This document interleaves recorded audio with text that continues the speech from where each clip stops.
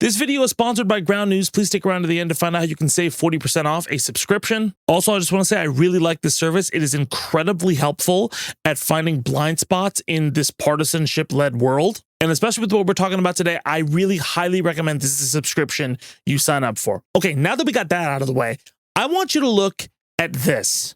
What the fuck is this? It is a debate on the Epstein files from Bakari Sellers and Scott Jennings.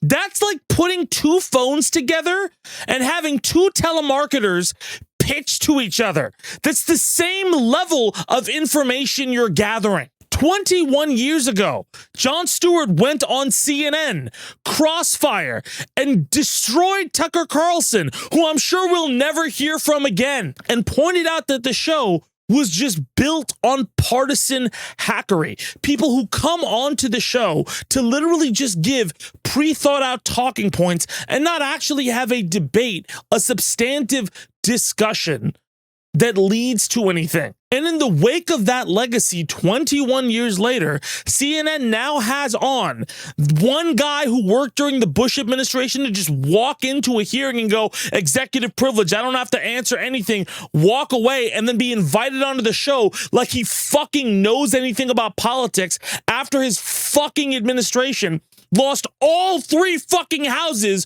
one go. And since we're talking about losers, on the other side, you have Bakari Sellers, who was arguing, no, Joe Biden's got this, after he was like, during the whole fucking first debate, equal levels of just mad glazing of partisanship, such disingenuous political surrogates. Talking about a story which, let's be very real, is important overall in context and in optics and everything we're talking about Trump's role as a sexual predator and what that means and everything like that, but is a story that news media views as, oh, is this a little salacious? We're gonna get some clicks. So much of the time I find in my comments or everywhere else, people talking about how like nothing is really serious anymore, right? While putting up things that look like this fucking image. I get sent these massive like video essays from people who are just Bakari Sellers but in a leftist costume, or Scott Jennings dressing like the Hitler Youth. And there's no real discussion that ever goes on, right? Like if you're like wanting to live in like a like if you're wanting to live by the ideals that everybody tells you we're supposed to live by, we're supposed to have like arguments that actually go somewhere. Not just arguments that are just clocking in to yell and then nothing really fucking happens. What is going to happen with this discussion? What the fuck are these two? Are these two ever going to solve from us? They've solved nothing. These people view politics like it's going to watch an opera they've never seen before. I thought he was poised. I thought he was brilliant. I thought he was confident. Look, they don't have to do anything. They're not required by law to do anything, but I will tell you what this person didn't do. And no mechanism currently exists with the way we discuss about things like the Epstein files to actually come to some substantive conclusion. This is why I hate debate content. Debate content has been built for the last like 2 decades, and even as people criticize it, it is still widely viewed as like where the rubber meets the road on figuring out what's the right direction to go with politics. Like testing your political theory. It's not testing anything. It's basically just, can you fucking yell at the other person for 2 minutes and look like reasonably confident, and then everybody who already agrees with you has won. It's not like it's constantly been this bad. Again, after 2004, that was a huge wake-up call. You had, like, for a small period of time, a few people talk and actually have substantive discussions on how to move forward. Jon Stewart and Bill O'Reilly had a really great back and forth kind of debate going on for a little bit. But even like a year and some change ago, Bassem Youssef and Piers Morgan. I think Piers Morgan is a massive blowhard. But here on this debate with Bassem Youssef, they were both succinctly actually answering each other as they talk. They were listening to each other. They didn't fall back on a talking point. And when they did, they dissected the talking point. They figured out the merits of it, what to glean from it, if it was accurate or not. It wasn't just a race to fill out the rubric card for your opinion you were given before the camera went on. And I'm going to repeat again, even though I said it earlier and people didn't catch it. This is a legacy media problem, but it's not only a legacy media problem. It is all over new media. You know how many motherfuckers complain about Jubilee and then send me clips of Jubilee videos? For the record, I think there are some things that have happened in that content, even though I think that content is terrible and shouldn't be supportive, but there is some stuff that's happened that is noteworthy that should be watched and looked at and studied, like the Mehdi Hassan episode where he's talking to a fucking literal Nazi or supremacist or whatever the fuck he wants to refer to himself as. Because all of these discussions are based on winning the argument. The only time you ever have any substantive discussions are with people who are in friendly rooms. And it doesn't really go anywhere. It's just a bunch of nodding. And when there is slight disagreement, it's minute movement. Now, I'm not saying you should forgive bigots and engage with them on the battleground of ideas. Obviously, there's a line, all right? Like, I think it's very annoying and akin to this when CNN sends a reporter out to interview like the fucking head of the Ku Klux Klan and be like, well, so why are you, racist? Well, I just think all people who aren't white should be enslaved. Interesting. And that's a belief you have. Yes, very much so. Interesting. But there are pretty great examples of engaging with arguments and trying to find a solution, right, that builds progress towards something better. Look at the episodes of Flagrant with Zoran Mamdani and even with Pete Buttigieg. I'm pretty much on record of shitting on Andrew Schultz and Akash Singh as much as I can. I fucking really don't like these two people. But those are amazing discussions where, I'll be very real, they try to chameleon and agree a little bit with their guest. But when they do have pushback, right, because they're trying to be cordial, they're trying to find something that connects.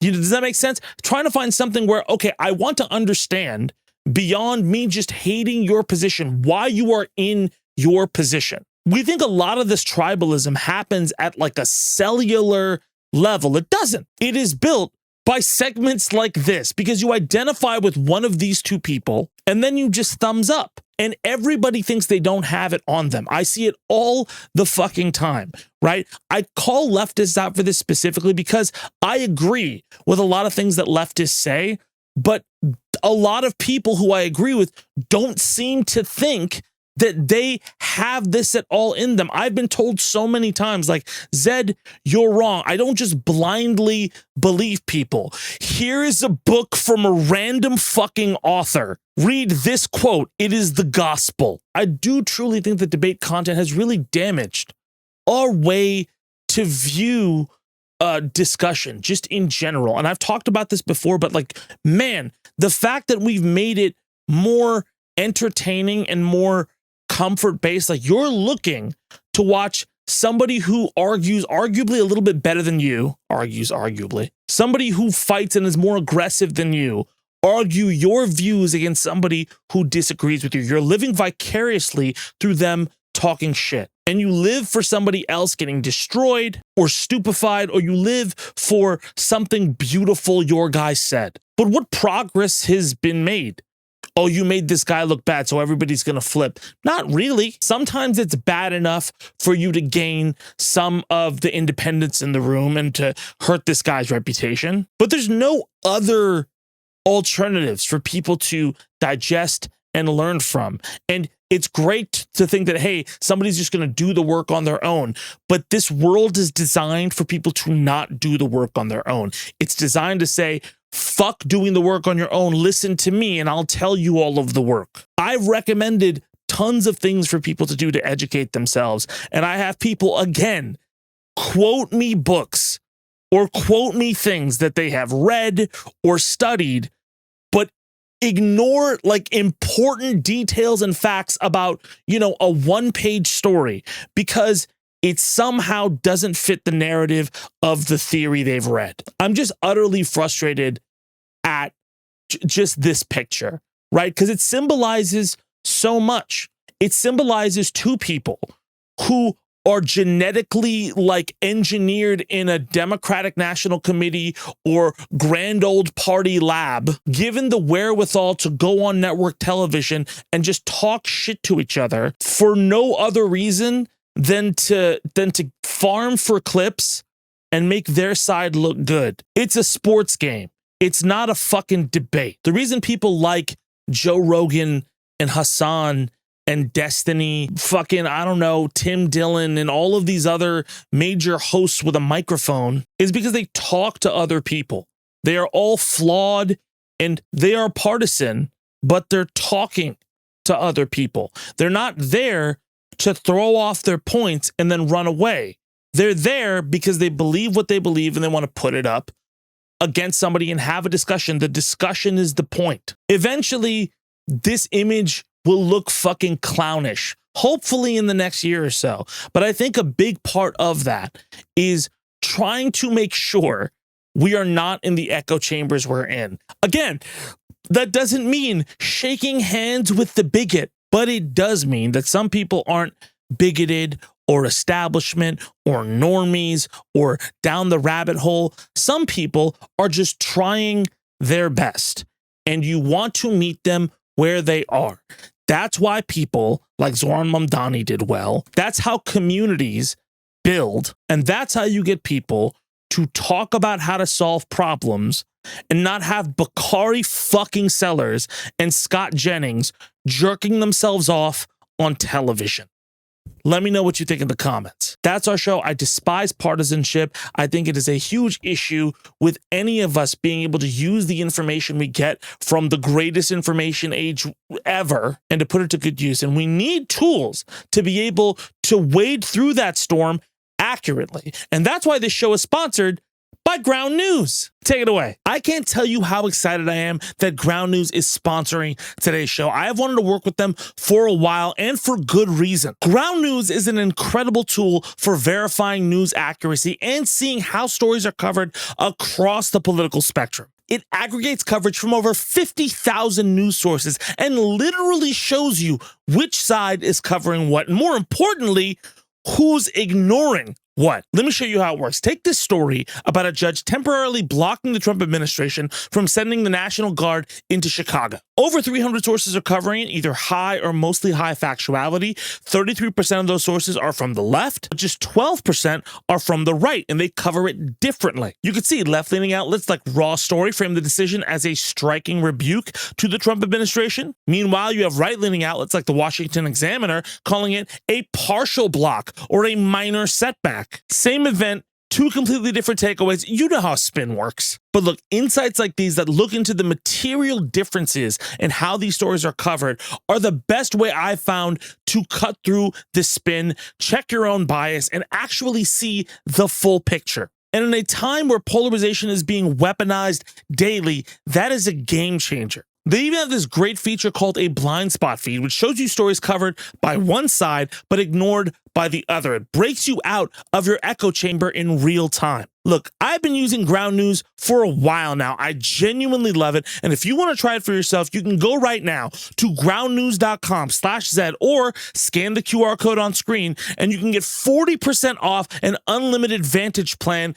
today. Not only does this help support my cool rap news channel, it is also a really strong, healthy tool to keep up with the news without drowning in the noise or feeling overwhelmed. I cannot recommend it enough. So if you are tired of media narratives, if you want something solid to stay informed throughout all the noise and you want to support the show, go right now to groundnews.com/Zed and see the whole picture today. That's our show. We'll be back on Sunday, hopefully Friday with Comeback Mechanic. Talk soon.